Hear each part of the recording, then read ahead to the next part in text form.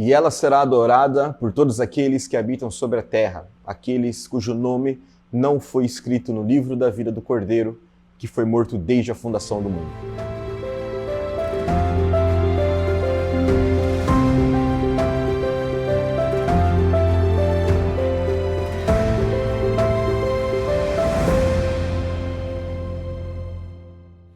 Olá, meu nome é Felipe, eu sou aqui da Home Church de Santos e nós estamos aqui mais um dia para a gente dar continuidade ao nosso estudo dos 10 dias de oração. O texto de hoje ele se encontra numa passagem muito emblemática do livro do Apocalipse.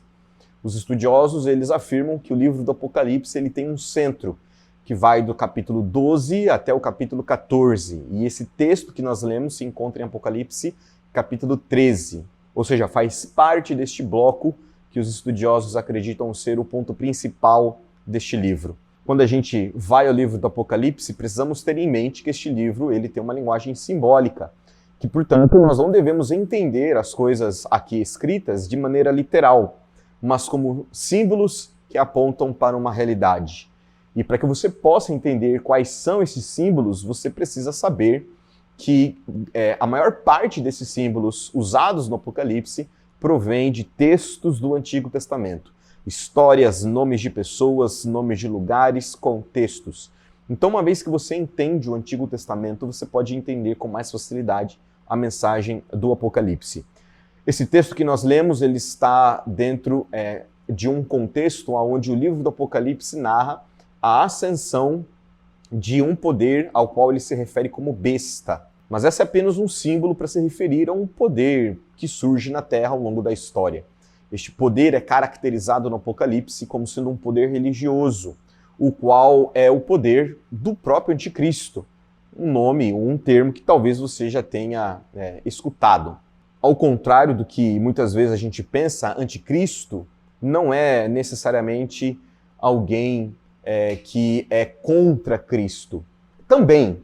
Mas essa palavra, ela se refere, ela significa especificamente aquele que ocupa o lugar de Cristo.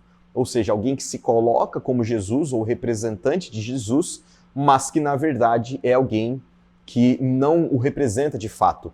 No início do texto, em Apocalipse 13, diz que esse poder, que diz ser um poder cristão, na verdade é um poder cuja sua influência é derivada do dragão, que no livro do Apocalipse é um símbolo para Satanás. Esse texto de Apocalipse 13, ele fala dos últimos momentos da história humana, um futuro que começa a se desenhar nos nossos dias, mas que ainda terá lugar.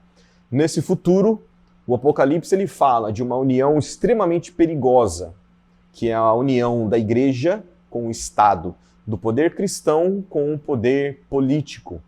Historicamente falando, nós sabemos que isso nunca deu certo, desde lá de Constantino e a continuação do Império Romano, com o poder dos francos ao longo da Idade Média, isso nunca deu certo. E a Bíblia, ela afirma para nós que nos últimos dias isso voltará a acontecer. Mas ela também afirma que ao mesmo tempo em que haverá essa tentativa de união da igreja com o Estado, que de acordo com o relato bíblico é uma união satânica, de influência de Satanás, haverá também um povo que resiste a essa pressão. Haverá também um movimento de resistência a essa tentativa de fazer com que as pessoas adorem a um falso Deus, a um falso ensino de forma forçada.